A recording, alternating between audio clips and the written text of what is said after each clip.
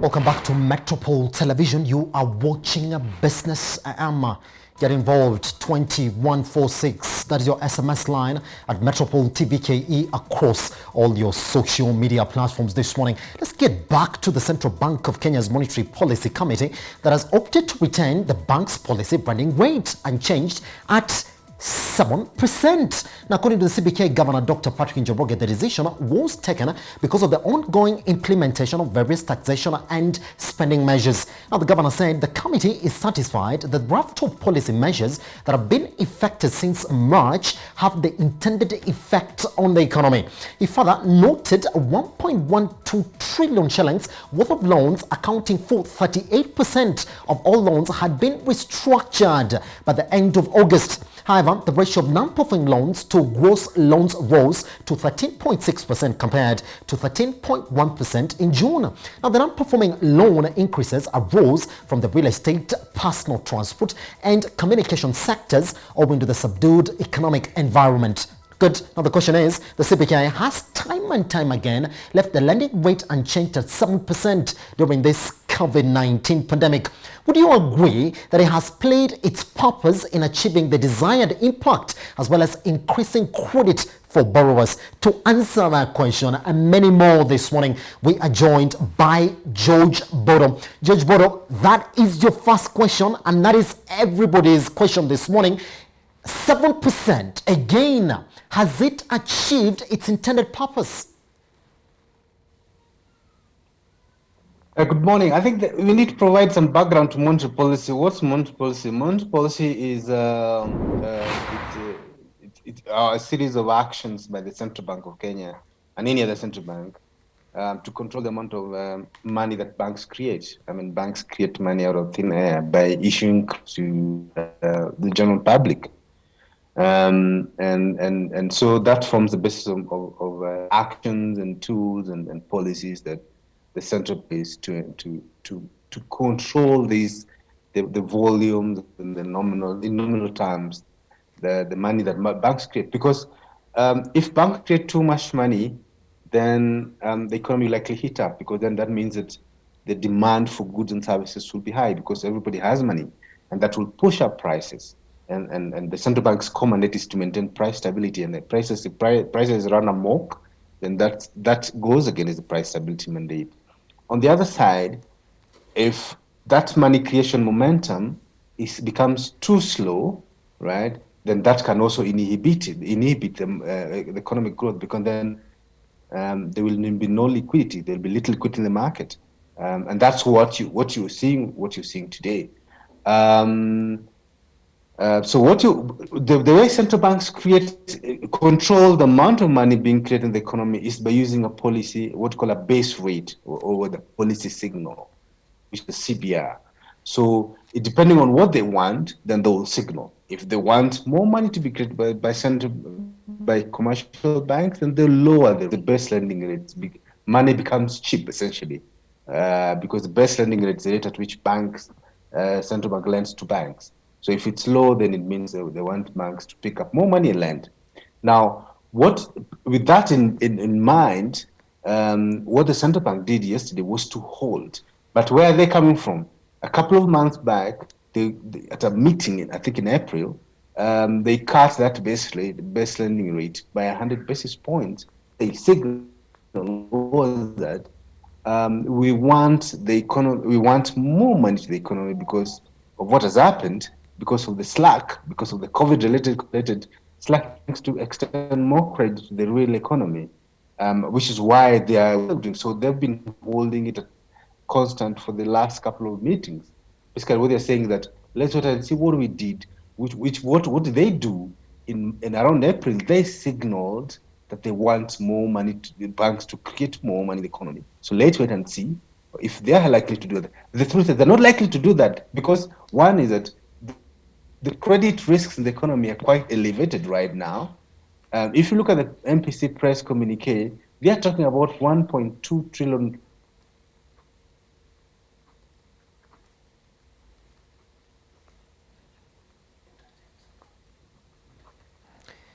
Yes, I'm sorry. We seem to have lost George Bodo at the point when was telling us, if you look at the CBK communique, which is actually telling us that 1.12 trillion loans, therefore, have been restructured in the economy.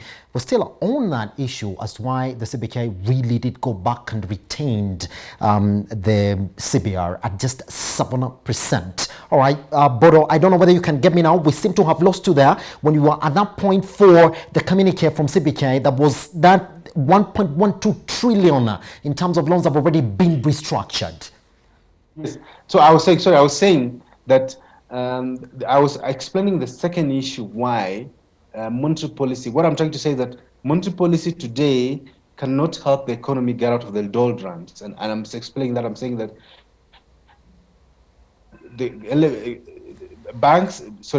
banks are afraid to lend to the real economy because of the elevated credit risks. And I just mentioned that in the MPC press communique, they talked about 1.2 trillion worth of loans that have been restructured. By the way, in my assessment, I think now the industry NPL ratio is just about 50%. If I factor in the loans that have been restructured today, half of loans are not performing essentially. Yes. Because what is restructured? Yeah. So elevated credit risks, But government's fiscal dominance. That would paint a really bad picture. Therefore, if you're going to put them at 50%. Yes, that's the thing. If when you talk about 1.2 trillion worth of loans that have been structured, what are you saying? These loans are not performing, essentially. There's no other way of looking at them. These are clients that have gone through difficult periods. They're not able to service their loans, interest to principal. Yes. These are, essentially, in short, these are non-performing loans. Pretty much. Okay, George, I just want to go to the next issue that I want to ask you now. I mean, look at that. We're talking about 1.12 trillion. Over this other side, CBK is still saying, well, you got to retain it at 7%. So somebody is going to ask you, therefore, what do you expect post-COVID? Are we going to have a higher CBR?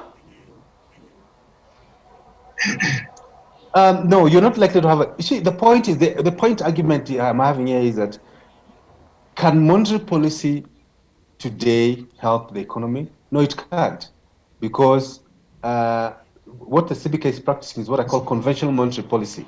It cannot help the economy out of the doldrums, and for two reasons. I'm calling it monetary policy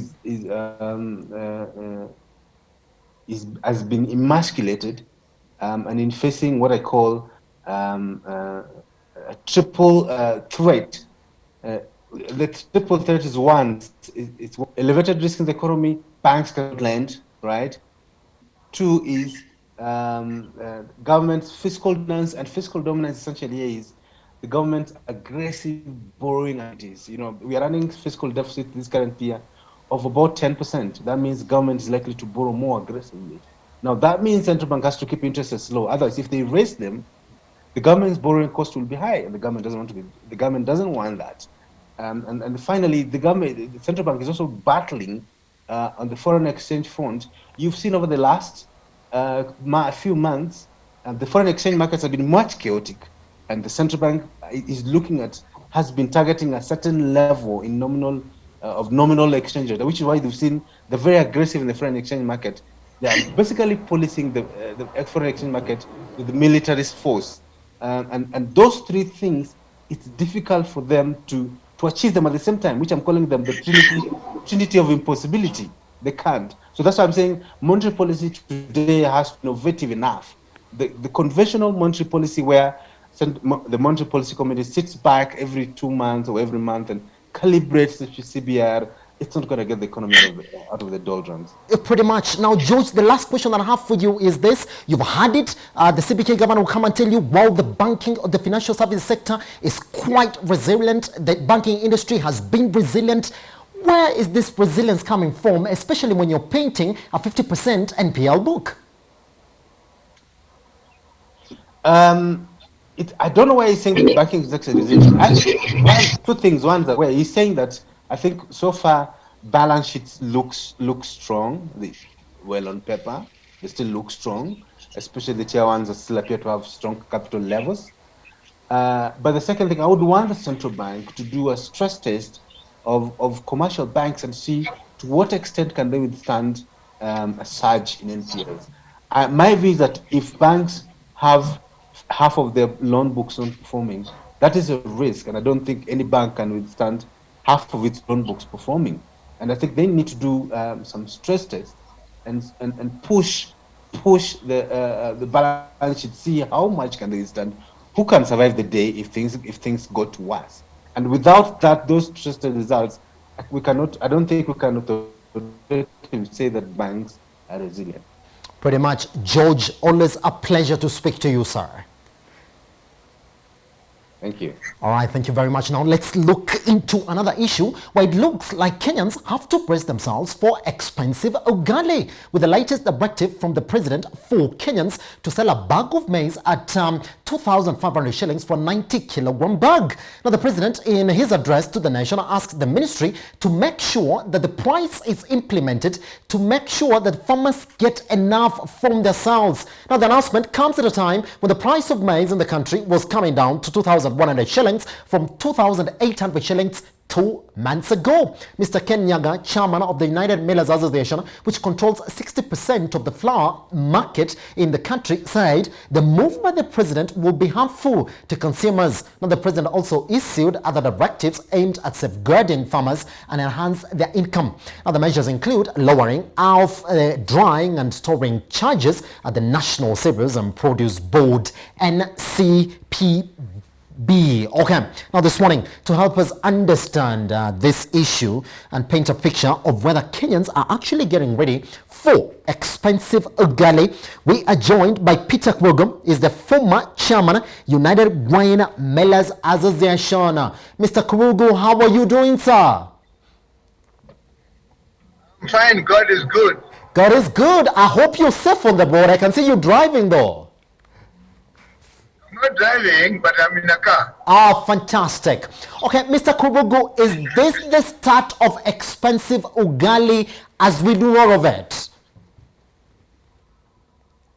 Well, the ugali prices are directly derived from the cost of maize, and maize availability depends on good payment to the farmer. So the two have to be balanced so that we can give the farmer what can keep him in business and keep the consumer what he can afford to pay so that we can be able to sell ugali, uga flour. If uga flour becomes too expensive and the price goes up of the maize, the farmer might think he's going to benefit, but then the demand will go low, so the farmer will have nowhere to sell his maize. So we must balance the two. Okay, Mr. Kubugu, what would you say, therefore, informed this move by the president? Does he want the farmer to get more regardless? The move by the president is a balancing move, is a very good move, is a welcome move, because it is a middle price, not too high and not too low. Right now, the millers are able to buy maize at 2,900, which is higher than what the president is saying. But then the farmers sell their maize not directly to the miller, they sell through brokers and middlemen. So they're actually getting 1,500 shillings. And the middlemen and the brokers get 1,000 shillings. So the millers get prices much higher than the farmers receive. So what the president is saying is let the cereal board give the farmers the price of 2,500, so they'll be happy, and then the cereal board will eliminate the middlemen, and the cereal board will now sell to the millers, maybe probably at 2,900. So it is a win-win. Pretty much. All right. The price will not go up at that rate, but if you leave it at the moment, but this time of harvesting, the farmers will be pressed down because they won't sell their maize, they have got needs. They will rush to the competitive forces of supply and demand, and they will be forced to sell even at 900, even 1,000 bob. And then they'll close shop. They'll say they're not going to plant next year. So it's a whiplash. All right, Mr. Kumugu, somebody's going to ask you this question though. I mean, we've had cases of importation of maize into the country. What is the state so far? Because the last communique that we did get also from the ministry is about looking at how they can actually balance this importation issue. What is the state so far? The thing is that big farmers, those farmers who plant 300,000 acres in South Africa, they use equipment and machinery which are able to help them cut costs. So the production of maize at large scale, because of benefit of scale, they are able to sell their maize. They are able to output their maize from their farms at possibly half the price that Kenyan farmers can. That means you cannot compete with imported maize. They produce good quality maize. They produce very clean maize. They produce maize at that good prices. So if the government opens the door for import, then you kill the Kenyan farmer. Pretty much, Mr. Kumugu, that's the only time that we had for you this morning. Thank you very much for taking your time to speak to us, and I wish you a safe journey, sir. Okay, thank you. All right, and that's exactly how we come to the end of Business AM this morning.